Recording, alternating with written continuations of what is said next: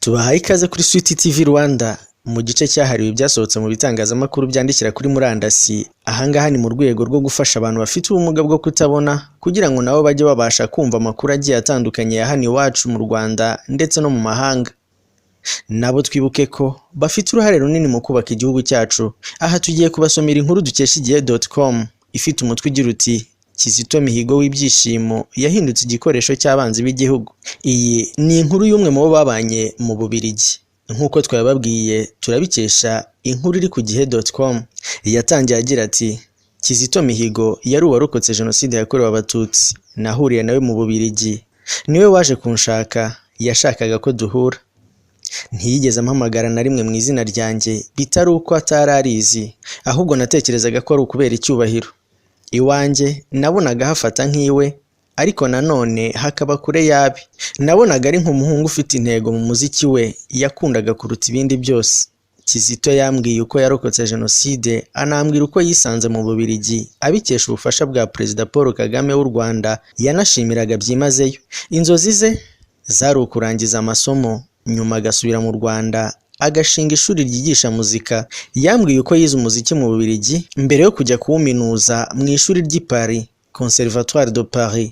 Numvaga nzi byose kuri we. Sinakwibagirwa ukuntu rimwe na rimwe nagiye mwikoma ndetse nkanamusubiza mu nzira ikwiye ubwo yari atangiye kujya aririmba mu bikorwa bitandukanye birimo misa yo kwibuka ku itariki ya 6 Mata y'abahakana Jenoside, ihinyuza ibikorwa byo kwibuka Jenoside yakorewe Abatutsi biba biteganyijwe guhera tariki ya 7 Mata nk'uko bisanzwe. Muri iyi misa bashyira imbere ko habayeho Jenoside ebyiri. Ibi byananiraga kubyakira, ari nako natekerezaga ko byaterwaga n'ukuntu yari akiri muto mu myaka ndetse n'urukundo yari afitiye muzika. Sinzigera mveba Kizito kuba yariyahuye, kuko twese tubana n'ibikomere bifite inkomoko kuri Jenoside yakorewe Abatutsi mu Rwanda twabashije kurokoka. Nabonaga Kizito yarasaga n'uwituriye mu nzozi. Iyo wituriye mu nzozi hanyuma izo nzozi zigahinduka umuyonga, ntacyo utabasha gukora kubwo kwiheba, kuko uba wabuze amajyo n'amazi. Hari urwibutso rushobora kuba nta kinini ruvuze kuri mwe, ariko ryanyuze. Kizito niwe muntu wenyine wamperekeje ku kibuga cy'indege cya Zaventem ubwo nari mvuye mu Bubiligi ngarutse gutura bushyashya mu Rwanda. Byankoze cyane ku mutima, nzahora mbimushimira. Yarambwiye ati uragiye, nzagusangayo. Yari afite nimero yanjye ya telefone yo mu Rwanda, ndetse yanyijeje ko azampamagara nagaruka mu gihugu. Sinigeze menya igihe yagereye mu Rwanda kuko atigeze abimenyesha. Nahuye nawe by'amahushuka i Kigali nyuma y'imyaka 2 irenga atashye. Nahise numva hagati yacu hajemo igihu. Naramwitegerezaga nkabona asigaye yifata nk'uwagezeyo. Natangajwe n'uburyo uko yamfataga mbere byari byarahindutse mu buryo budasanzwe. Numvise ko hari indirimbo ya Kizito kuri YouTube yari yasohotse umunsi ubanza yise igisobanuro cy'urupfu. Mu Gifaransa ngenekereje bisobanuye l'explication de la mort. Ntabwo amatwi yanjye yabashaga kubyiyumvisha. Ntabwo numvaga uburyo amagambo ari muri iyi ndirimbo yaba afite inkomoko kuri Kizito, kuko yari ahabanye bikomeye n'ibiganiro nagiye ngirana nawe ku birebana na Jenoside, kuyipfobya ndetse no kuyihakana. Numvise inshuro nyinshi iyi ndirimbo nikurikiranye nshaka kugenzura neza niba ari Kizito wayiririmbagamo. Nahise mfata icyemezo bwangu cyo guhamagara Kizito. Yaranankundiye aranyitaba. Byahise bishimangira uburyo uyu musore atarakiri umwe namenye mu Burayi. Yari yarahindutse. Namubuzaga amahwemo ubwo namubazaga impamvu yamuteye gukora indirimbo yapfobyaga Jenoside. Agerageza kuyihagararaho anyumvisha ko nta kitwaye. Namubwiye ko yakomerekeje abarokotse Jenoside yakorewe Abatutsi, ndetse ko yari yashyize igorora abajenosideri, abayipfobya ndetse n'abayihakana. Ntabwo yabonye icyo ansubiza.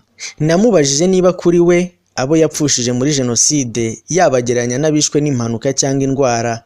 Yakomeje kutabasha kunsubiza ndetse ahita anakupa telefone. N'umujinya nabiganiriyeho n'inshuti zari zizi neza Kizito, ndetse mfata icyemezo cyo kumureka we n'inshuti ze mu buhone. Nyuma y'uko inshuti zanjye zikomeje kuntitiriza, nafashe icyemezo cyo kongera kumuhamagara. Ntabwo yafataga telefone. Namuhamagaye kenshi cyane ndeba ko yageze abakanyitaba. Yaje kunyitabana umujinya mwinshi ambwira ko niba nifuza kumuvugisha nasaba gahunda ku biro bye kuri reception. Nakumiro kenshi nagize nti Kizito, unyihanganire ntabwo nzongera kukubuza amahwemo kuri iyi mpamvu. Ushobora gusiba nimero yanjye nanjye yawe ndayigira ntyo, kuko ntekereza ko nta kintu njye nawe tugifite cyo kuganiraho. Ubwo nibwo bwari ubwa nyuma navuganye na Kizito. Nari mfite urugendo umunsi wari gukurikira, nuko ubwo ntashye nimugoroba nsanganizwa n'inkuru yuko Kizito yari afunzwe azira kugambanira igihugu cye no kugicurira imigambi mibisha yanemeye n'ibyaha. Twakunda Kizito cyangwa twamwanga, nta kintu na kimwe cyashoboraga cyangwa cyazashobora guhindura imiterere y'ibintu. Nta kiriho ndetse ntazigera yongera kugaruka mu buzima. Yafashe icyuma agikoza mu bikomere by'abacitse ku icumu bamukundaga nkanjye, bari baragize icyizere muri we by'ikirenga. Yateye icyasha urupfu rwa se ndetse anatotera kwibuka Jenoside yakorewe Abatutsi. Yongeye kujandika nyina mu bikomere bya Jenoside bitanateze gukira, kuko kubura umwana we ari agahinda kihariye ndetse n'ikindi gikomere cy'inyongera. Naho kubavuga ko yari umukozi w'amahoro, mutekereze yaba yagarukaga mu buzima niba yakwishimira gusoma ibimaze iminsi biri kumuvugwaho. Imbuga nkoranyambaga, imiryango itegamiye kuri leta, yewe na za radiyo zo hanze, bose bavuga ko atavugaga rumwe na leta.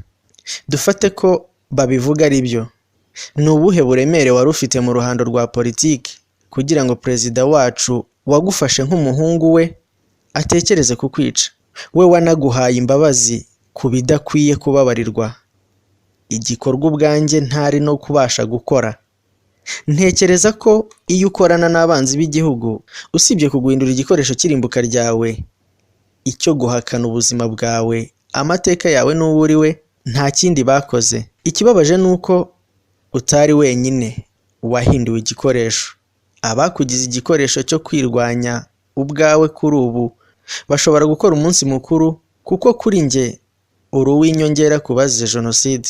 Kizito, ntabwo njora igikorwa cyawe cyangwa se wambeshye igihe kinini, ariko sinabasha kubitahura, cyangwa se sinamenye uwo wari we nyabyo.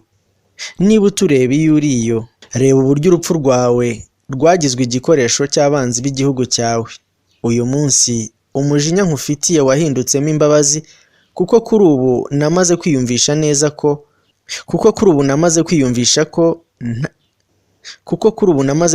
neza ko nta gishobora gusenya kuruta kutanyurwa n'icyo uri cyo ndetse n'icyo ufite. Iyi nyandiko yashyizwe mu rurimi rw'Ikinyarwanda, ni iya Yolande Mukagasana, Umunyarwandakazi, umwanditsi, impirimbanyi n'uwarokotse Jenoside yakorewe Abatutsi. Reka dushimire cyane igihe.com ikomeza kugenda itugezaho amakuru agiye atandukanye. Muzajya mukomeza gukurikirana amakuru agiye atandukanye, yaba y'imyidagaduro, politike, ubuzima ndetse n'ibindi. Ndabashimiye cyane.